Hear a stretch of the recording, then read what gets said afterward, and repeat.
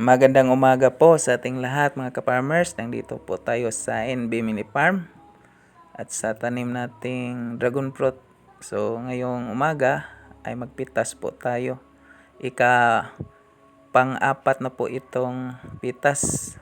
So ito na po yung ating lalagyan sa ating pipitasin na dragon fruit.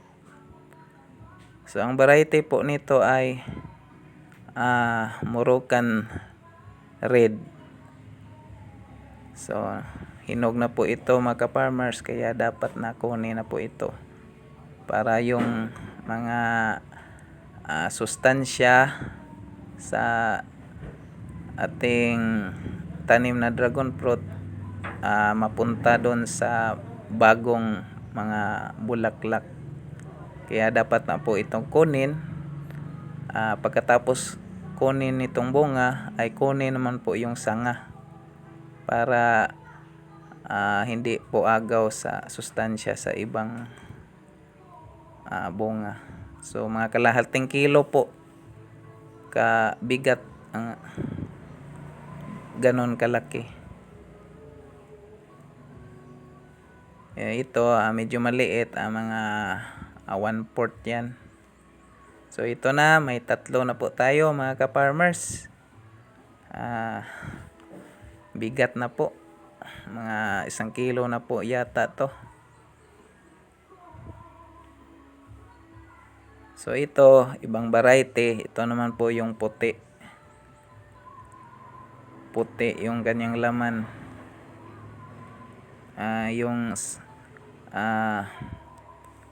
forma niya ay hindi po bilog, parang oblong lang. So naka-apat na po tayo mga farmers.